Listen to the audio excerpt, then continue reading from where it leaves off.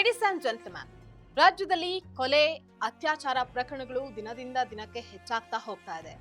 ಇತ್ತೀಚೆಗೆ ಬೆಂಗಳೂರಿನ ದೇವನಹಳ್ಳಿಯ ಫಾಕ್ಸಾನ್ ಕಂಪನಿಯಲ್ಲಿ 19 ವರ್ಷದ ರೇಣುಕಾ ಅನ್ನುವಂತಹ ಯುವತಿ ಮಾಡಿದ ಖತರ್ನಾಕ್ ಕೆಲಸದ ಬಗ್ಗೆ ಕೇಳಿದ್ರೆ ನೀವು ಶಾಕ್ ಆಗ್ತೀರಾ. ವೀಕ್ಷಕರೇ, ಈ ಕುರಿತಾದ ಕಂಪ್ಲೀಟ್ ಡೀಟೇಲ್ಸ್ ಏನು ಅಂತ ನೋಡ್ತಾ ಹೋಗೋಣ. ನೆಲ ಜಲ ಭಾಷೆಗಾಗಿ ಪ್ರಾಮಾಣಿಕ ಪತ್ರಿಕೋದ್ಯಮ. ನೀವು ನೋಡ್ತಾ ಇದ್ದೀರಾ ಫೋಕಸ್ ಟಿವಿ. ನಾನು ನಿಶ್ಚಿತ.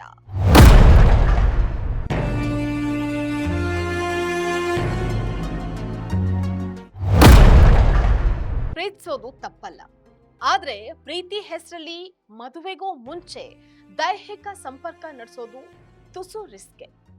ಅಂತಹ ಅನೇಕ ಪ್ರಕರಣಗಳನ್ನ ನಾವು ಗಮನಿಸಿರ್ತೀವಿ. ಹಾಗೆ ಪ್ರೀತಿಸಿ ದೈಹಿಕ ಸಂಪರ್ಕವನ್ನ ಬೆಳೆಸಿ ಗರ್ಭಿಣಿಯನ್ನಾಗಿ ಮಾಡಿ ಮಾನಕ್ಕೆ ಹಂಚ್ಕೊಂಡು ಹೊರಗಿನ ಪ್ರಪಂಚ ಏನು ಅಂತ ಗೊತ್ತಿರದ ನವಜಾತ ಶಿಶುವನ್ನ ಕೊಲ್ಲೋದ್ರ ಮಟ್ಟಿಗೆ ಈಗಿನ ಸಮಾಜ ತಲುಪಿದೆ. ಈಗ ಇಂತಹದ್ದೇ ಬೆಚ್ಚಿ ಬೀಳಿಸುವಂತಹ ಪ್ರಕರಣ ಒಂದು ಬೆಳಕಿಗೆ ಬಂದಿದೆ. ಇತ್ತೀಚೆಗೆ ಬೆಂಗಳೂರಿನ ದೇವನಹಳ್ಳಿ ಬಳಿ ಇರುವಂತಹ ಫಾಕ್ಸಾನ್ ಕಂಪನಿಯಲ್ಲಿ ಕೆಲಸ ಮಾಡ್ತಾ ಇದ್ದಂತಹ ಯಾದಗಿರಿ ಮೂಲದ 19 ವರ್ಷದ ರೇಣುಕಾ ಅನ್ನುವಂತಹ ಯುವತಿಯೊಬ್ಳು ತನ್ನದೇ ವಯಸ್ಸಿನ ಯುವಕನೊಬ್ಬನನ್ನ ಪರಿಚಯ ಮಾಡಿಕೊಂಡು ಸುತ್ತಾಡಿ ನಂತರ ದೈಹಿಕ ಸಂಪರ್ಕವನ್ನ ಬೆಳೆಸಿಕೊಂಡು ಗರ್ಭಿಣಿಯಾಗಿದ್ಲು. ಈ ರೇಣುಕಾಳನ್ನ ದೈಹಿಕವಾಗಿ ಬಳಕೆ ಮಾಡಿಕೊಂಡ ಯುವಕ ನಂತರ ಆಕೆ ಗರ್ಭಿಣಿ ಅಂತ ತಿಳಿದ ಕೂಡ್ಲೆ ಆಕೆನ್ ಬಿಟ್ಟು ಬೇರೆ ಯುವತಿಯ ಜೊತೆಗೆ ಮದುವೆ ಆಗಿದ್ದಾಳೆ. ತಂದೆ ತಾಯಿ ಇಲ್ಲದೆ ಅಕ್ಕ ಭಾವನ ಜೊತೆಯಲ್ಲಿ ಇದ್ದಂತಹ ರೇಣುಕಾ ಕಳೆದ 1 ತಿಂಗಳ ಹಿಂದೆ ಫಾಕ್ಸಾನ್ ಕಂಪನಿಯಲ್ಲಿ ಕೆಲಸ ಸಿಕ್ಕಿದೆ ಅಂತ ದೊಡ್ಡಬಳ್ಳಾಪುರದಲ್ಲಿ ಬಾಡಿಗೆ ಮನೆ ಮಾಡಿಕೊಂಡು ಕೆಲಸಕ್ಕೆ ಹೋಗಿ ಬರ್ತಾ ಇದ್ರು. ಈ ವೇಳೆ ಕೆಲಸಕ್ಕೆ ಹೋಗಿದ್ದ ಸಂದರ್ಭದಲ್ಲಿ ಹೆರಿಗೆ ನೋವು ಕಾಣಿಸ್ಕೊಂಡು ಟಾಯ್ಲೆಟ್ನಲ್ಲಿ ಮಗುವಿಗೆ ಜನನವಾಗಿದೆ.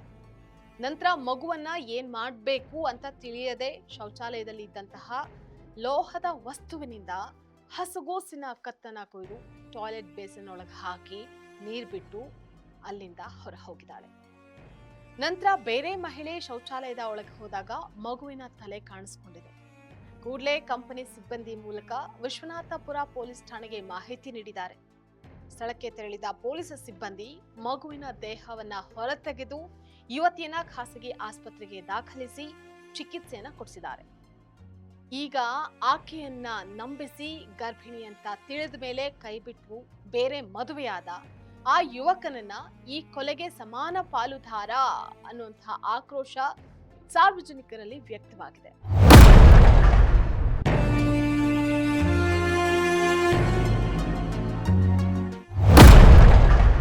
ಇನ್ನು ಈ ಘಟನೆ ಪ್ರತಿಯೊಬ್ಬರಿಗೂ ಕೂಡ ಒಂದು ಎಚ್ಚರಿಕೆ.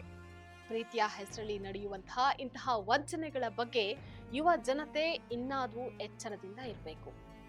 ಕೊನೆಯಲ್ಲಿ ಆ ಕಂದಮ್ಮನಿಗೆ ನ್ಯಾಯ ಸಿಗಲಿ ಮತ್ತು ಇಂತಹ ದುರಂತಗಳು ಮರುಕಳಿಸದಂತೆ ಇರಲಿ ಅನ್ನುವಂತಹದ್ದೇ ನಮ್ಮೆಲ್ಲರ ಆಶಯ. ಇದಾಗಿತ್ತು ಫೋಕಸ್ ಸ್ಪೆಷಲ್ ಸ್ಟೋರಿ. ನೆಲ ಜಲ ಭಾಷೆಗಾಗಿ ನೋಡ್ತಾ ಫೋಕಸ್ ಟಿವಿ.